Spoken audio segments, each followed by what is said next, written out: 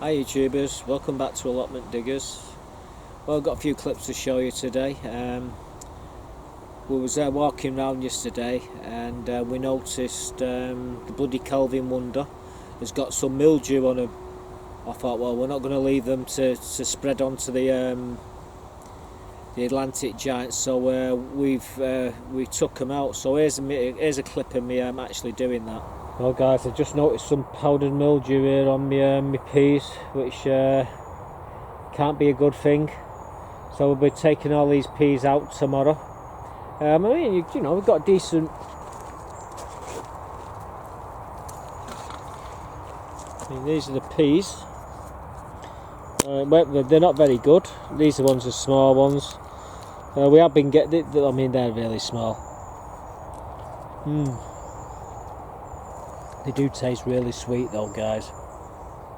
And well, like I say, we can't leave the mildew there, so we're going to take it out because it affects everything around it. So tomorrow morning, out they come. Well, we're going to remove the peas from here because they've got mildew on them. And the last thing I want is anything else to get mildew on. So we're going to take the frame down now. We'll collect the peas and bag all this stuff up and get it tip.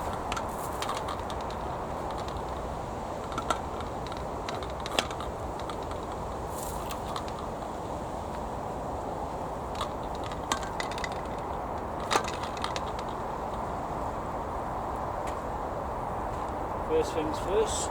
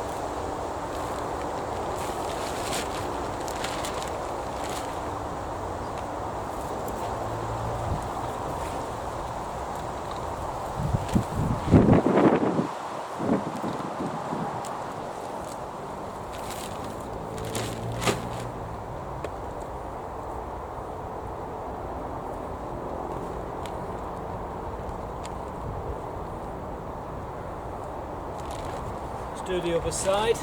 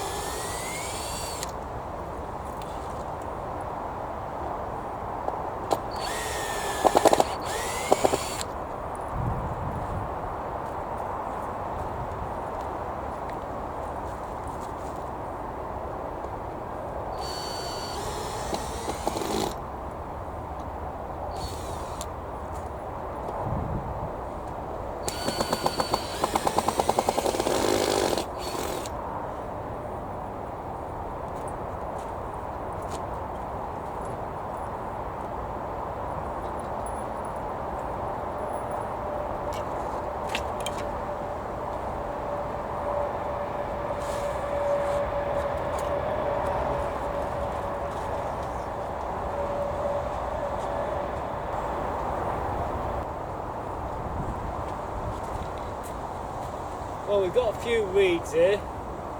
We'll pick them out in a bit. We'll take all this to tip, and then we get the bed ready for something else.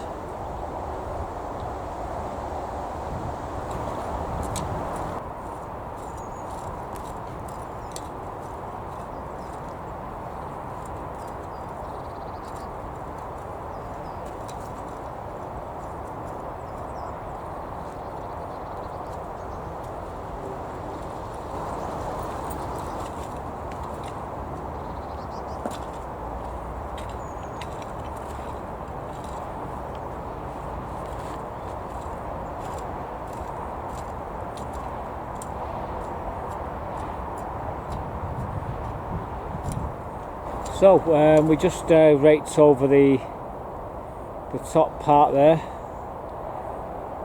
and well, we've got to do the rest of it yet, but we've got to take these leeks out as well, get rid of the leeks, and then we can start adding horse manure, chicken manure, well rotted down horse manure and chicken manure may I have. We won't be putting fresh stuff in.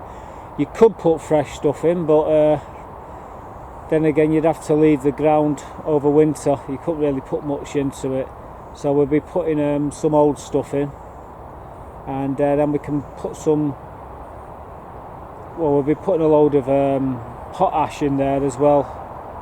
We're going to be putting onions probably in this bed. If not, we'll be putting a load of collies. So yeah, watch this space with this.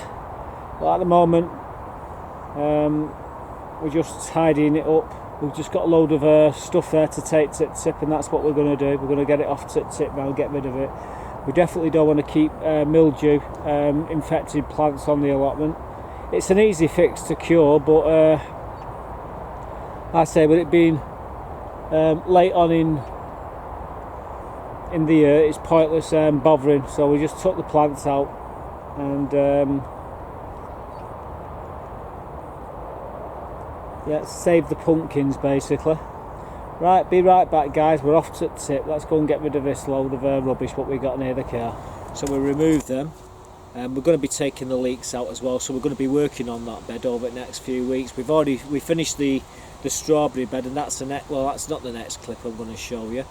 What I'm going to tell you about as well is when we've been coming down here in the car, it's been getting higher, the grass is getting higher and higher and higher, and if it was stood up it'd be about 12 inches high.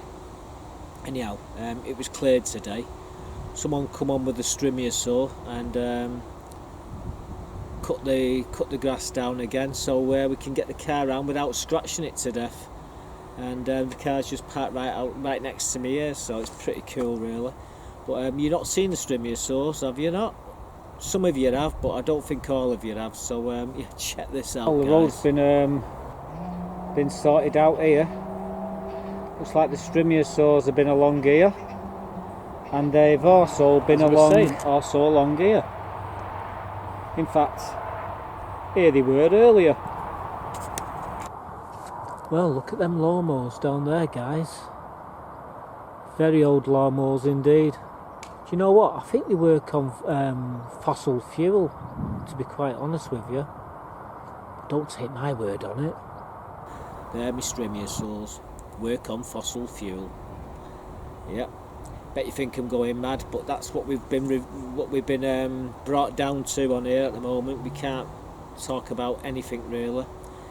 Obviously, you know what the name used to be on the allotments, but I can't even mention that, unfortunately. So, just a reminder. Anyhow, however, we're getting off track now. I just want to show you the dinosaurs. What I want to show you now is the strawberry bed here, which we've got ready. We've got them all planted now. I've got a few clips what we put together. We were going to put 60 in, we ended up putting 50 in. We wanted to keep the spaces between them the same, so that's what we did. We give about 20 to my mate Bernard, and he's got a strawberry patch now, so it was win-win for him as well. My mate Bri dropped a load of bags off, big bags, about 1 ton sacks actually, and there was loads of compost in them, and there was plant pots, trays, all sorts of things. So I'm going to show you that bit of the bags first. Then what we'll do, we'll show you the strawberries and what we did. So check these couple of clips out, guys. So guys, these are all these bags, and inside these bags there's absolutely hundreds of pots and trays and compost. And what we're going to be doing is putting all the compost in here, but we've got all sorts of pots here, mainly. We've got a lot of terracotta pots as well, which is good. Over on the little chair over there, we've got a load of bushes and what have you in buckets. Some of them will come back, others won't, but basically today it's all about the pots. We've absolutely got trays and trays. Let's see if I can open this up here and just quickly show you.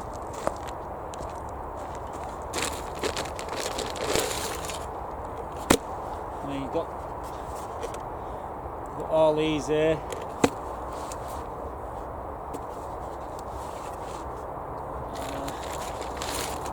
Bigger pots. These are all the big pots. These, some big, there's some small.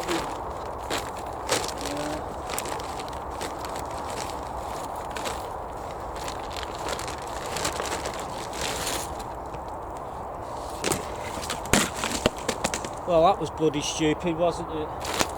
But you get the idea. There's all sorts of pots in there, and these would be good for putting me dahlias in these. So what we're going to do, we're going to tidy up here, and I'll show you a few of the pots when we get a bit organised. At the moment we're not organised at all, but give me 5 minutes and we'll get to grips with everything. Well, as you can see there, I've just damped down the bed. It was all bone dry. All that compost what we put on, it was absolutely bone dry. And the last thing you want to do is leave bone dry compost in your bed, because it's all going to blow away, and there's only two people going to benefit from it, and that's the neighbours either side of you. So yeah, what we've done, we just damped it down with a watering can just to make sure the soil's wet, and it's not going to go nowhere. It's been pretty windy today, so you've got to be careful of swirling winds, because it can actually strip the soil off your bed. You've seen the dust bowls in America. And obviously, on a very, very tiny scale, it can happen in a bed this size here. It can actually happen in here. It can take all the compost off the top of the bed. And all these beds what you're looking at here now, believe it or not, I don't know if you're going to believe it or not, but there was all as high as this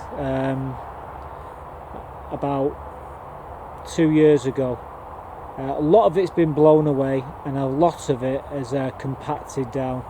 So basically we've lost about 4 inches of soil out of each bed. We can probably get 2 inches of soil back just by turning it over and breaking the soil up into a fine tilth.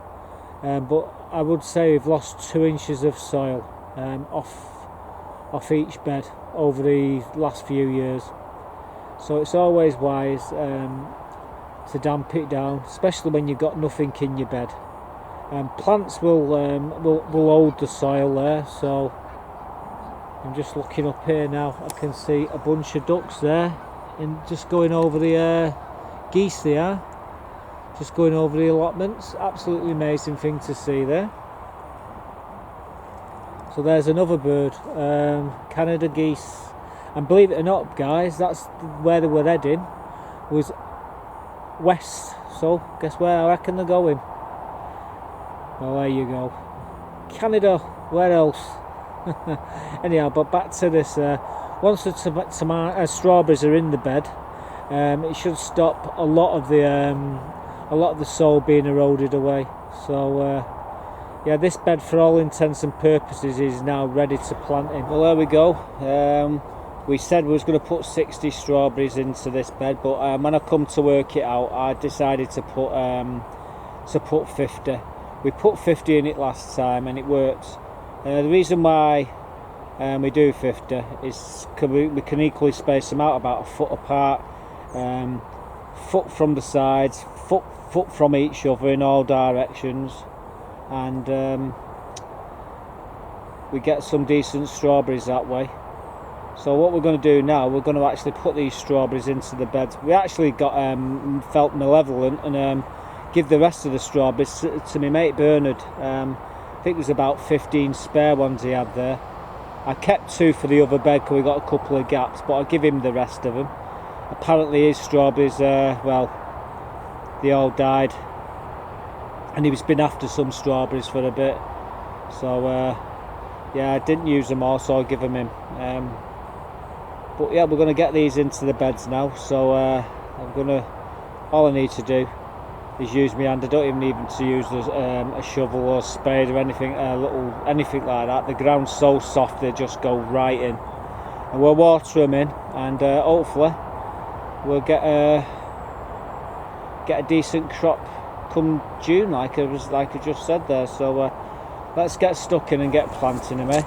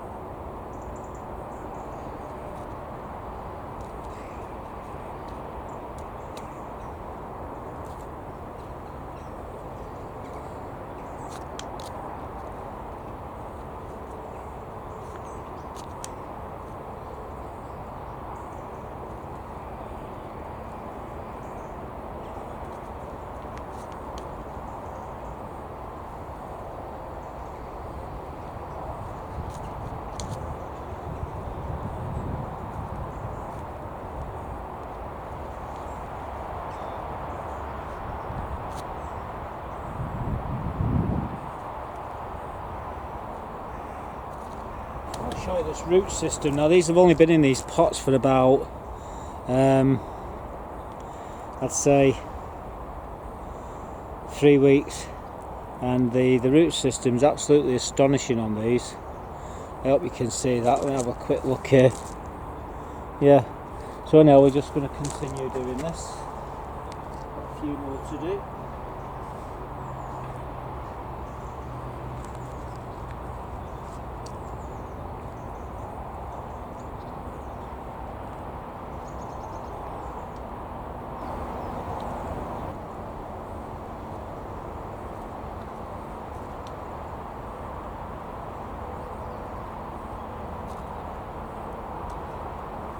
That's one. Oh no, it's just one more.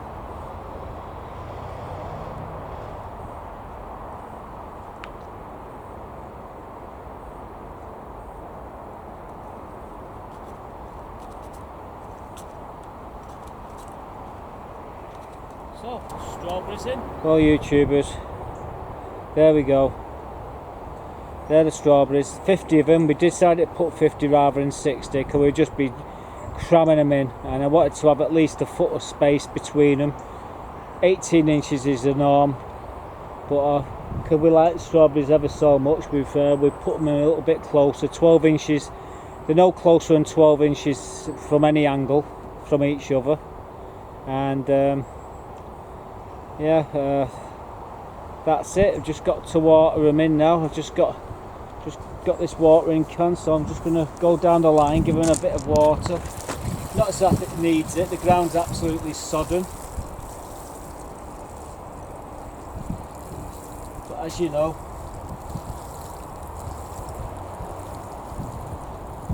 it's always best to water them.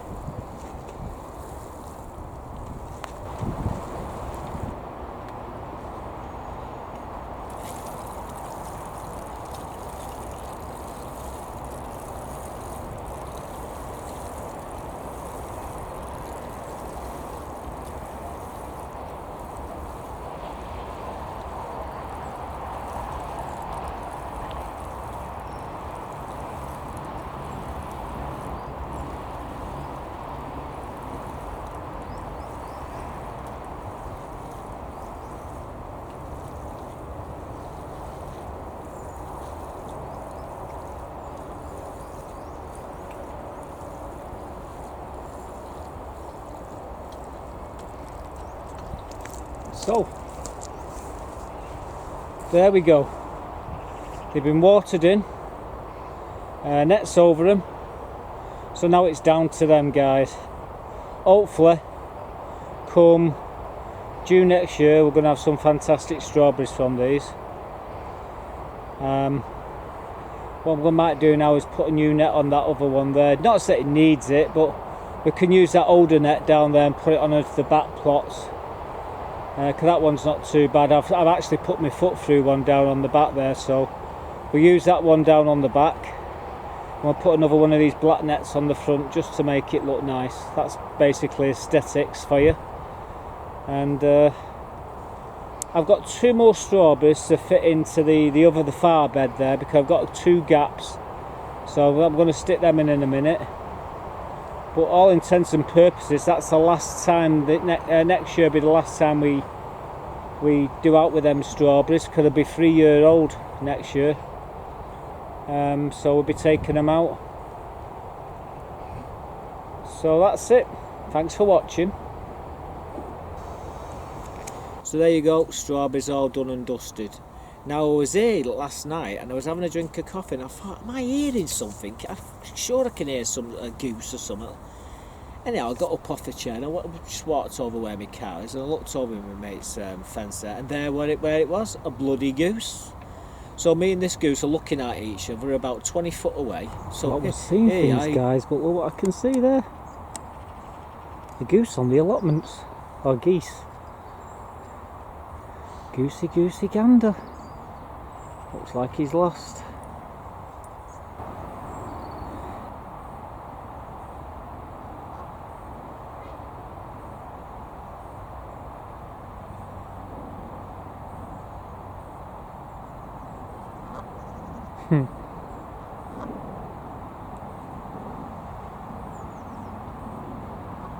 No, he's certainly not bothered about me. Come on, movie star, what are you going to do for the encore? How about a takeoff? Straight at the camera.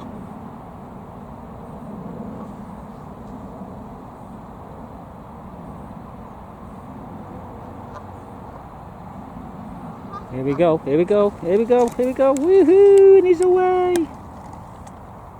Excellent. There he goes.